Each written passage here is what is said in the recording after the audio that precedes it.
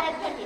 नमस्कार मित्रांनो, मी कुमारी अद्विका सुजित म्हणून पीएमसी जिल्हा परिषद प्राथमिक शाळेत टाकळकरवाडी इयत्ता 3री ची विद्यार्थिनी आपल्या समोर विषय मांडत आहे. मी मोठी झाल्यास शास्त्रज्ञ बनणार. मित्रांनो, मला शास्त्रज्ञ व्हायचे.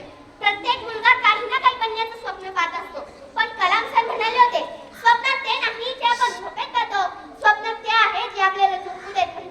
फक्त मोठं पद, मोठं नाव म्हणजे यश नव्हे, तर खरं यश म्हणजे माणुसकी जपणं, प्रामाणिकपणाने वागणं आणि इतरांच्या चेहऱ्यावर हास्य आणणं. शास्त्रज्ञ बनणं म्हणजे नुसतं प्रयोगशाळेत प्रयोग करणं नव्हे, तर स्वतःवर आणि आपल्या विचारांवरही प्रयोग करणं आहे. कारण ज्ञानाशिवाय माणूस अंध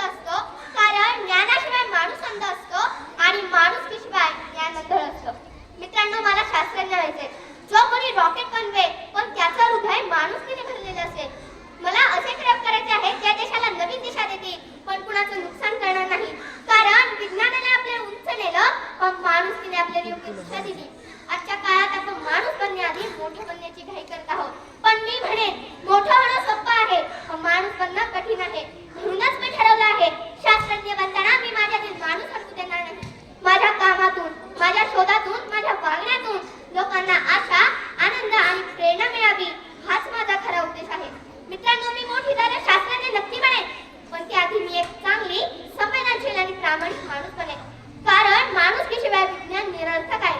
याचे ज्वलंत उदाहरण द्यायचे झाल्यास, आता नुकत्याच झालेल्या दिल्ली बॉम्बस्फोटात दहशतवादी म्हणून आरोपी असणाऱ्या डॉक्टर आसिया सिद्दीकी ही जगातील सर्वोच्च शैक्षणिक संस्था असलेल्या मॅसॅच्युसेट्स इन्स्टिट्यूट ऑफ टेक्नॉलॉजी मधून पोस्ट ग्रॅज्युएट आणि पीएचडी करून अमेरिकेच्या न्यूक्लिअर सायन्स विभागात असिस्टंट डायरेक्टर म्हणून कार्यरत होती. तिचा पती देखील एक मोठा शास्त्रज्ञ होता, परंतु इतकी उच्च विद्याविभूषित असूनही दहशतवादी कारवाया करण्यासाठी आपल्या ज्ञानाचा उपयोग करणाऱ्या अशा उच्च विद्याविभूषित असणाऱ्या लोकांच्या ज्ञानाचा समाजाला काय उपयोग? मला शास्त्रज्ञ व्हायचे, पण त्याआधी मला एक चांगलं माणूस व्हायचे.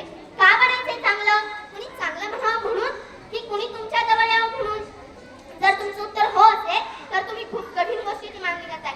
काही गरज नाही कुणाच्या शिक्कामोर्तबाची. हे कळण्यासाठी की तुम्ही चांगले आहात, पण त्याचा अर्थ असा नाही की तुम्ही वाटेल तसं विकृत वागून त्याला चांगलेपणाचं नाव द्याल. पैसा, पद, कीर्ती हे सगळं आपल्याला मिळवता येतं, पण चांगलपणा हा पैशाने विकत घेता येत नाही. तो आपल्या वागण्यातून, बोलण्यातून आणि मनातून दिसतो. विद्या देते बुद्धी, संस्कार देतात मार्ग.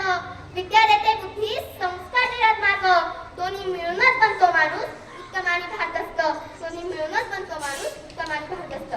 आजच्या काळात तीव्र स्पर्धा, द्वेष, स्वार्थ वाढतोय, पण जर आपण सगळ्यांनी चांगलं माणूस बनण्याचं ठरवलं, तर खरंच हे जग किती सुंदर होईल. नक्कीच एक यशस्वी शास्त्रज्ञ बरोबरच मला माझ्या आई वडिलांचा, शिक्षकांचा आणि देशाचा अभिमान वाटावा